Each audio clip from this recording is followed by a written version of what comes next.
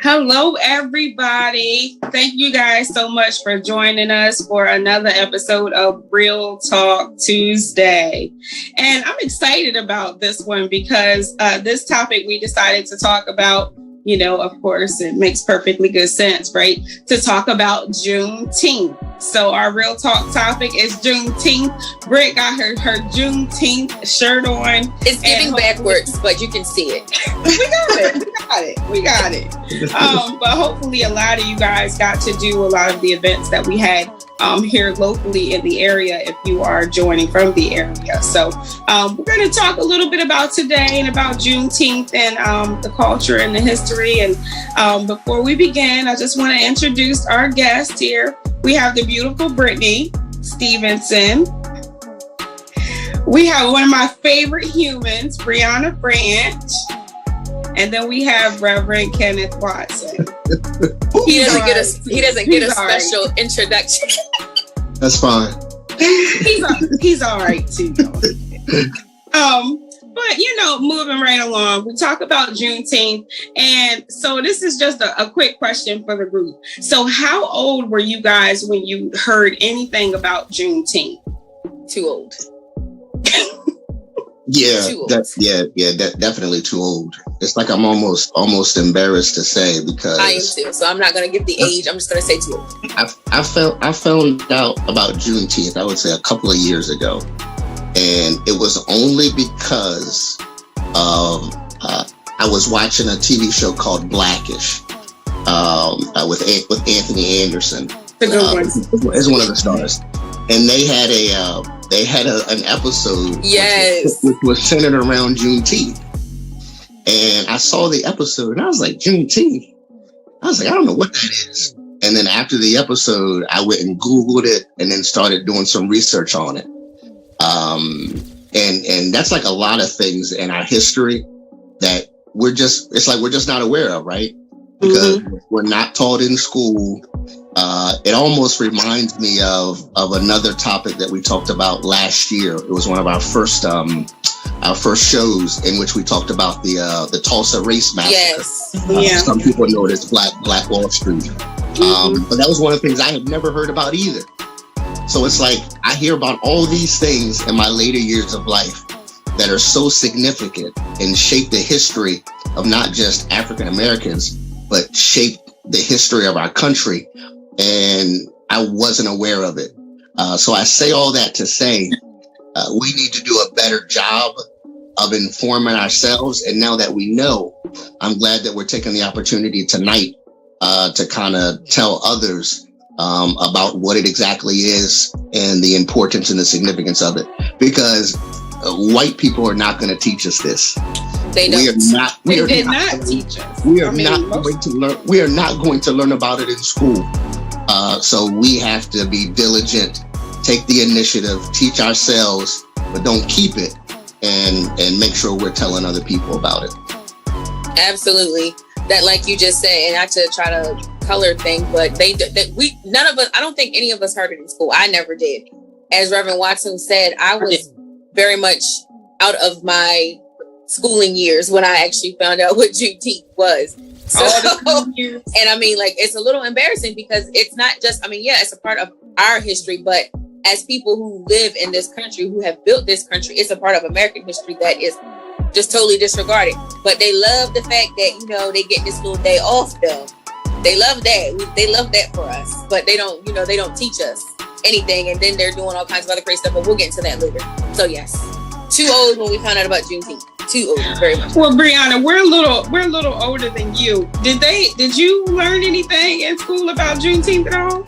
Not specifically from my teachers, but I did hear about it in school. I think it was high school, and it was because there were people in high school that already knew about it, however they were taught, and it was something that like they talked about, but I didn't have any idea what it was. Then they were just like, you know, Juneteenth is coming up, and I'm like, is that just a fun way to say June 19th? Like, is that what we do now? Because, you know, like the age of, you know, shortening stuff. And I was like, okay, well, if that's what we're going to call it, then like Juneteenth it up, like, let's do it. But that's definitely something else. That's definitely not what it was. But it was definitely, it wasn't early on in schooling, and it wasn't from curriculum. It was from other Black people in school with me who knew something about it and said something about it. Right. Okay. So I'll read the definition of what Juneteenth says, right? It says Juneteenth is a federal holiday. It's now a federal holiday as of last year. And I work for the federal government, and it was like right away. They were like, we're making it a holiday and y'all are getting a day off. And I was like, okay, Biden administration, I'll take that day off. So that's a commercial, but nevertheless, I'm certainly glad about it. But it says Juneteenth is a federal holiday in the U.S. commemorating the emancipation of enslaved Black Americans. It is also observed as a celebration of the African American culture. Originating in Galveston, Texas, it has been celebrated annually on June 19th in various parts of the U.S. since 1865. So, not just about, our freedom and being, released out of bondage, but also celebrating our culture. And when we talk about that, like this past weekend, I know that I was, I'm from, the Pocomoke area, and there is a Sturgis Women's Schoolhouse Museum where, that's where the Black kids went. And it was originally out in the country in Pocomoke, but, there were a few families who actually got it relocated down in the city of Pocomoke. So you can go in and you can, tour the museum and see what it was like. And then back in high school, even though we didn't learn about Juneteenth, that was actually my service learning project. When they did the original dedication, we sang the National Black Anthem in front of the school. So, the Eastern Shore is very rich in history. And nevertheless, I'm super excited about it being right in my hometown. But did y'all do anything this weekend to celebrate? To celebrate Juneteenth, I like t-shirts, so I definitely had the different t-shirt fits for like the whole weekend. I went to view the parade. It was very short, unfortunately. It wasn't, I don't think it gave all it could have given.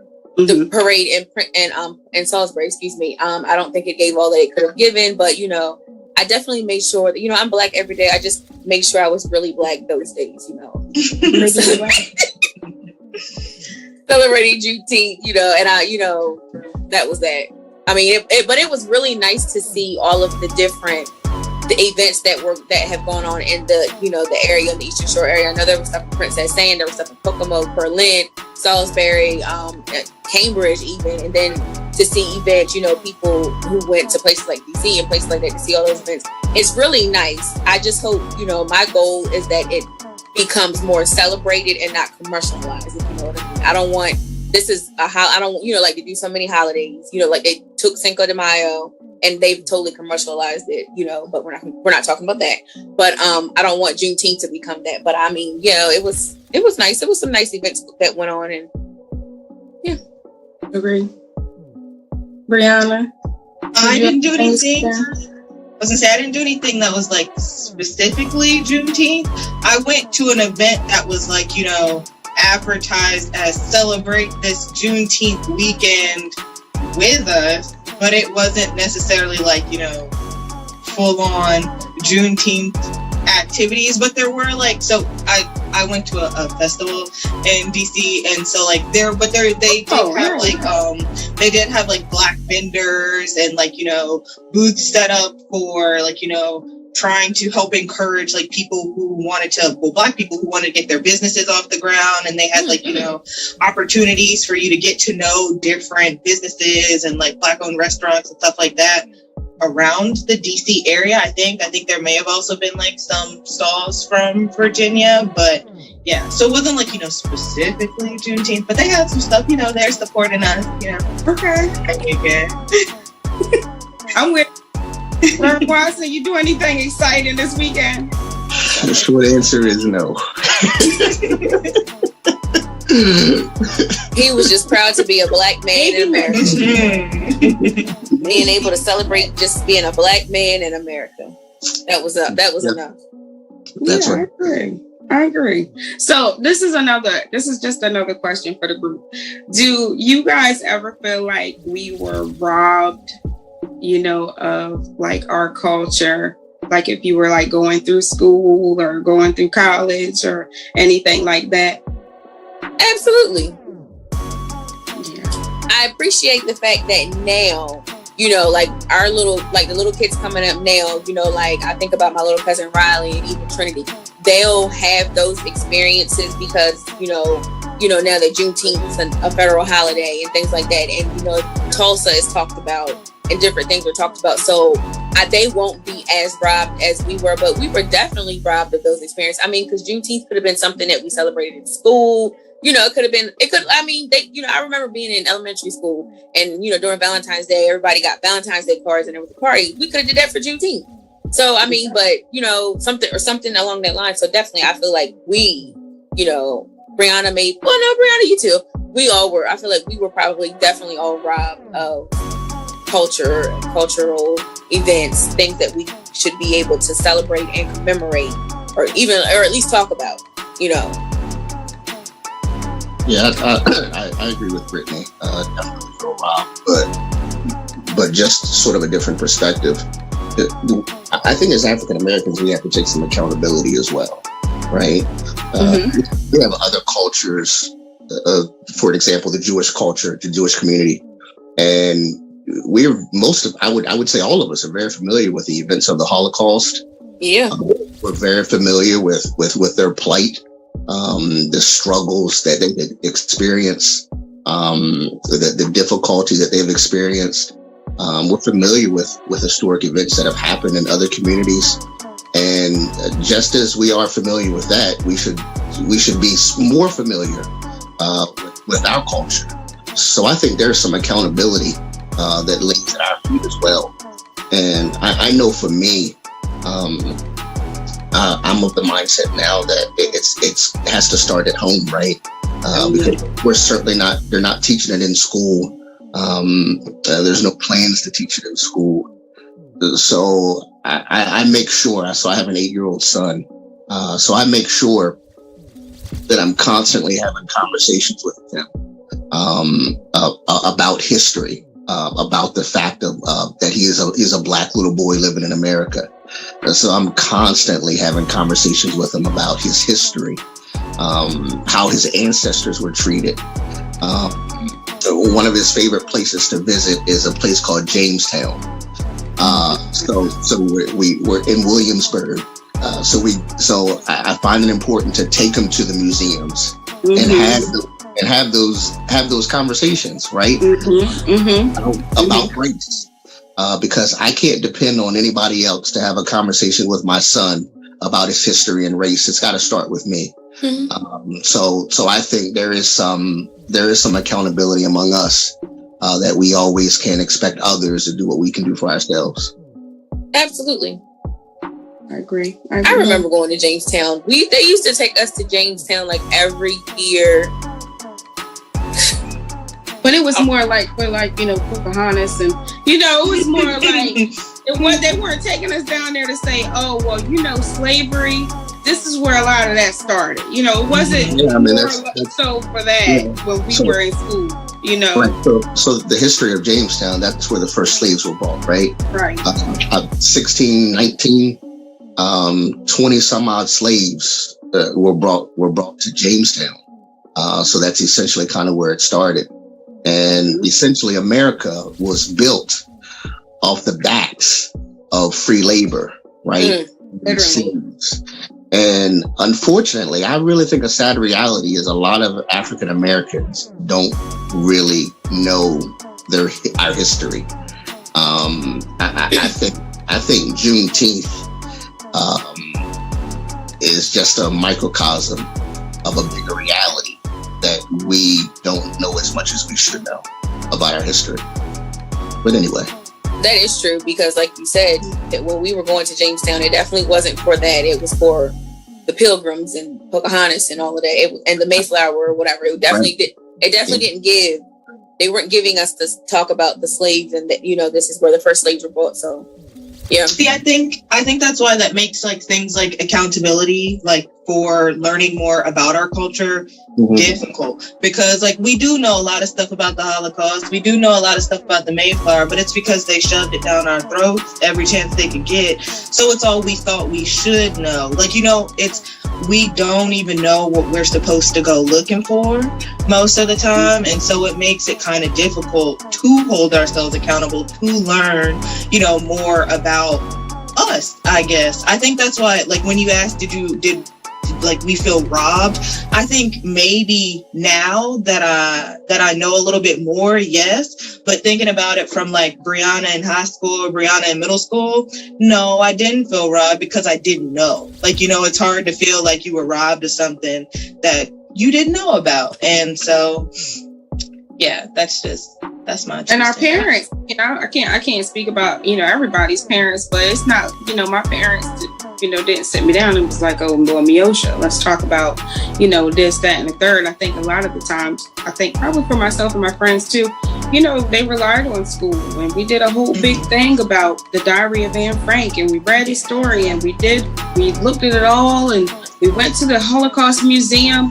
I mean, we did so much about that kind of stuff. So we were all learning the same thing. You know what I'm saying? So I agree with you, Brianna. It's just like, we didn't know that we were supposed to be. This is what the school was teaching us, right? Mm-hmm. So, but then when I got to college, it was a culture shock because I went to UMBS, which is right up the street. And I went to, and Pocomoke, which is where I'm from, it was mainly Black and white people. We didn't have, there was no Haitian people and African people and all. It wasn't any of that. So when I went to UMBS and I met people from Nigeria and all over the world, I was just like, oh, okay. There is a bigger picture. They eating different food, they're wearing different stuff. And I'm like, this is stuff that we never got to experience. That part of the culture, we never got to experience. So when I say, like, for certain things I feel robbed about, there's African culture, and Africa is a big continent, but I've never been there. I'm not African. I don't, what I'm saying? So it was good. And now I have African friends. I eat African food. You know what I'm saying? And you just learn so much more. So it's just a learning experience. But when you know better, you can do better, and we can navigate better, right? And you can pass on better. Like Reverend Watson said, how now he's able to do that for his son, and Yeah, because a lot of it's about exposure, right? You guys have touched on it. Back in school, they fed it to us, and we weren't exposed to anything else. So we thought it was good. It was satisfying just to hear about a couple of African American Martin Luther King and Rosa, right? And we write your report. Fifth grade, I remember that. Fifth grade, write your report. So we hadn't been exposed. We hadn't been exposed to anything else. But that's why, again, it's so important for us to begin to expose our young people. In fact, expose all of us, right? And continue to share the narrative. So that in school, my hope is when my son begins to matriculate in middle school and high school, that he begins to ask questions of the curriculum. He begins to ask questions of his teachers. In reference to why am I not being exposed to more of my culture, right? Whereas not even to our own faults. In school, we weren't having those conversations, right? I never forget it. My ninth grade history teacher, when we got to the chapter on African American history, we completely skipped it, right? And we didn't even question anything about it, right? We just moved on and didn't think any more of it. So I'm hoping that we empower our youth, our young people, so that their voices aren't silenced. Because as soon as our voices are silenced, our history will continue to be. So that's a narrative that needs to change. Absolutely. I totally agree with that, Kenny. Reverend Watson. So, and then we talk about culture, right, as well. And then, we talk about, how the Black church was, so important in our community, right? And with, voting rights, which is where we went to pray and, to get fed, to socialize, because there are certain places where we couldn't go, certain restaurants, we couldn't go sit down in and have a open conversation about certain things. So when we talk about culture, the Black church, that was really a safe haven, for a lot of Black people, and it still is, right? Mm-hmm. So that's what I definitely think about it. Reverend Watson, care to elaborate on that at all? No, I mean, I agree with you. I'll let you be the spiritual advisor for us tonight. Well, I definitely think that it obviously has made a difference and is still making a difference, especially when it comes to, getting the word out about things that are really important. Even our church alone, with the whole vaccination situation. We talk about vaccinations, people were scared to death about it, and then, certain, entities and churches, you have to tell people what the facts are, because a lot of the times, especially older Black people, they don't trust mainstream media. Mm-mm. You know what I'm saying? My parents, you tell them to get a shot, they like, what? Older people, they probably try to kill us, So the Black church and, telling people like it's safe, giving us the facts, and put certain people, at comfort. So, it's definitely a pivotal. We need it. Right. I definitely can agree with that, because like you said, especially with the whole vaccination thing, I think that, more people, especially people that look like us, were vaccinated because you had pastors and spiritual leaders and people that were pro-vaccination. Because like you said, so many, Black people were experimented on so much, in our history, from one thing to the next, that they don't trust medicine. A lot of people don't even go to the doctor regularly. So what you think, I'm gonna get a shot? They don't go to the doctor regularly. They don't go get a checkup every year, or every year or 6 months or whatever. So get alone, go get a vaccination that, as they say, came up out of nowhere over a couple of months. So I think, the Black church, and I think, we're talking about things like Juneteenth. Maybe, that could be something that we do, as a Black church, we could do a little more. Not saying that we don't do a lot, because Lord knows we do. We got a lot going on. We got a lot going on at Free. But I think that maybe that's something that we could, spearhead, because I remember the Sunday that, that was Juneteenth, June 19th. We were in church and, we had on our Juneteenth shirts. I didn't have this one on. I had on another one. I have a few. So we had on our Juneteenth shirts, and some people had them on. And then there were people who were, as we call them, seasoned, were like, what is Juneteenth? And it's like, wow, so you give them the short answer of what it was. But then it's like, the fact that they really just did not know what that was, it's not their fault. It just goes to show you that people are just not informed about things that are important to us as Black people. So maybe that's something that, like you said, we could do as a church, do something a little bit more. I mean, we don't have to have a parade, but definitely advocate and educate, that's, We got to bring back the little skits. You remember? I remember being in so many little skits when I was younger with my little sheets of paper, practice on a Tuesday. Definitely had the skits popping. Roll up on Sunday in my outfit or whatever and be like, I'm going to learn y'all something today. Today you are getting ready to get some knowledge dropped on you. Love it. But people remember that though. I feel like people, and they retain it more. When you see it and it's like a memorable experience. Remember when Brianna dressed up like Harriet Tubman, that one Sunday, people remember that kind of stuff. So. Absolutely. Mm-hmm. Cute stuff, like cute and corny is memorable. Because while we may be like, that was mad corny. This script is really crazy. You remember it. Mm-hmm. I remember a lot of the scripts that we used to do. I remember the Christmas plays where I remember the Christmas play I played the devil. So it's like, you just remember those things. Yeah.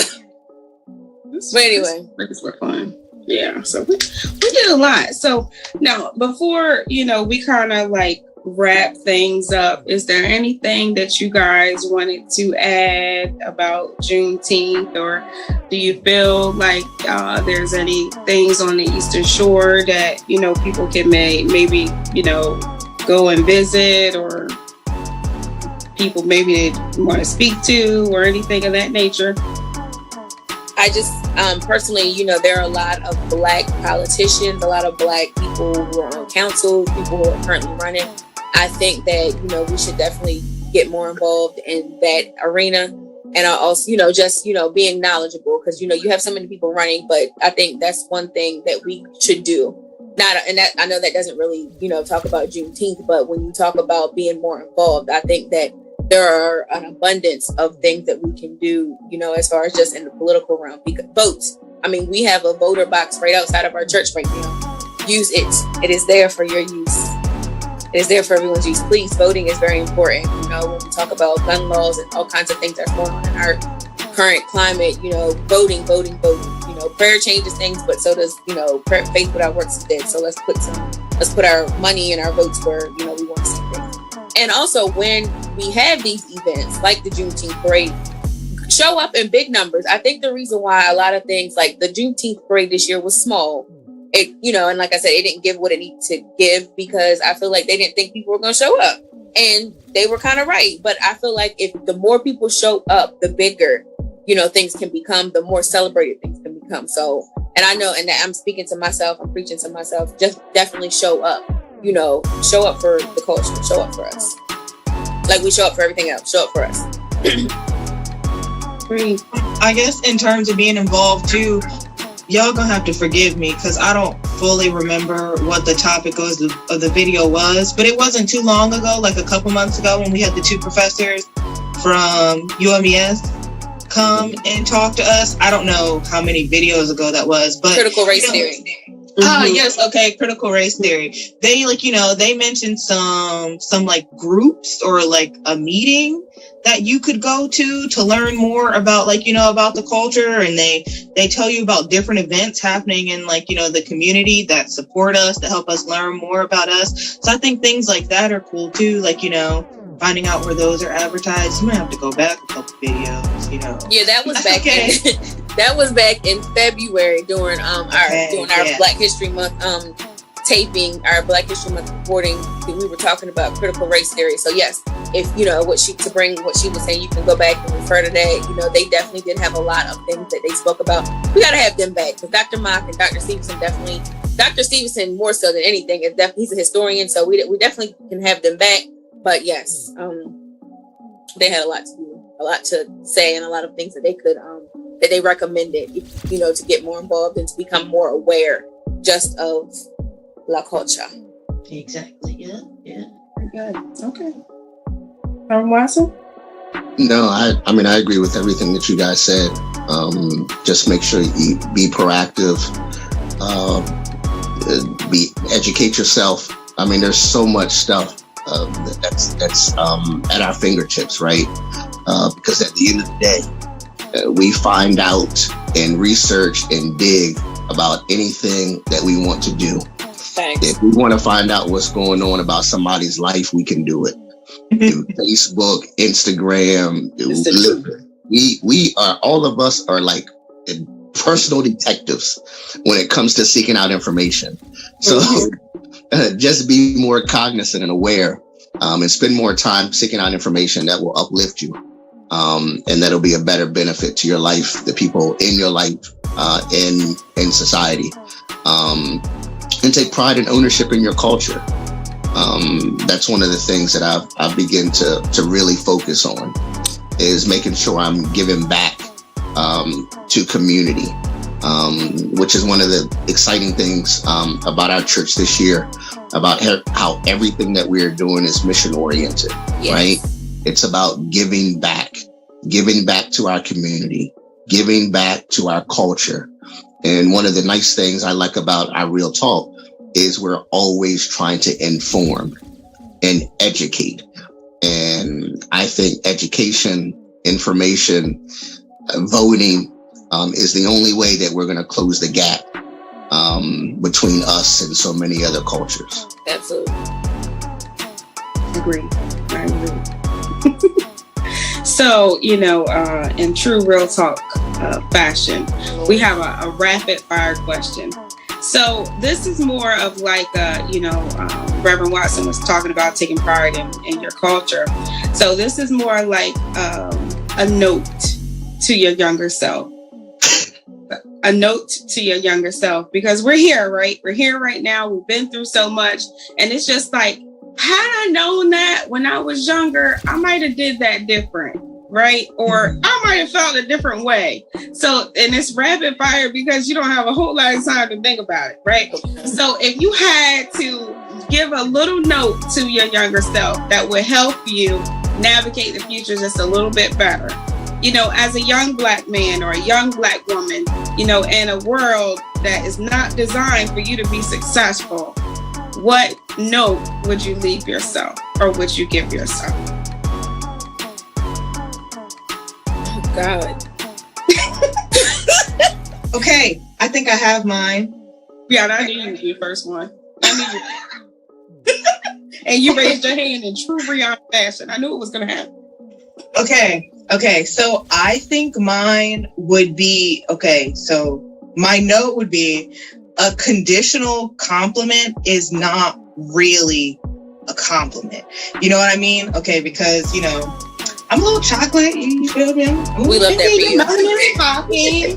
I'm a little dark, but I used to get comments all the time like, you're pretty for a dark-skinned girl, or like, you're smart for a Black girl. And in my head back then, I'd be like, thank you. Like, I am pretty. I am smart. Exactly. But now, adding for a Black girl, it's not necessary. I'm smart. Period. That. I'm pretty. Period.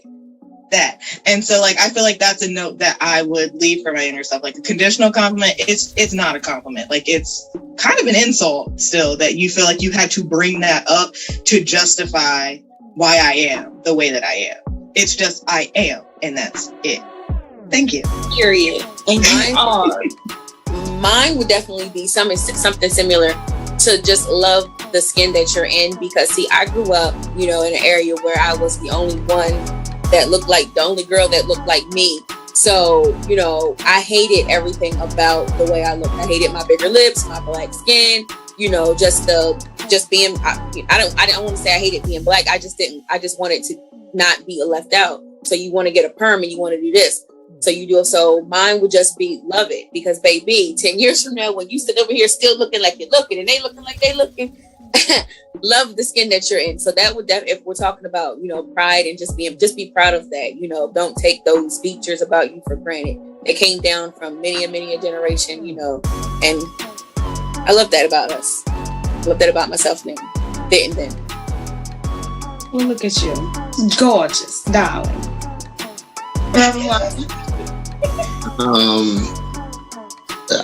It'd probably be making sure you always love yourself. The importance of self-care. So, and that's physically, mentally, and emotionally. That's a good one. That's what I would say. Self-care. Yeah. Because it's a cool world out here, man. I say that all the time. As you grow up, you gotta guard against a lot of stuff that comes your way. So yeah, self-care, making sure you take care of yourself. And if I had to come up with one, I would just say, always be an advocate for yourself, because people will tell you anything, right? But you know what you know. Ignorance is not bliss. Ignorance is ignorance, and ignorance will cost you, right? So always advocate for yourself and make sure that you are informed, because when you're informed, you're armed, right? And you can be dangerous. Absolutely. So that's what I say. So as we wrap up our Juneteenth edition, thank you guys so much for joining us. We hope that you learned something. We hope that you have the world at your feet right here at your fingertips. If you want to look something up, it's on there. It's on there. So we hope this was informative, and we hope that you'll be able to tell someone else about Juneteenth who may not have already known something. So on that note, you guys have a good one. Bye.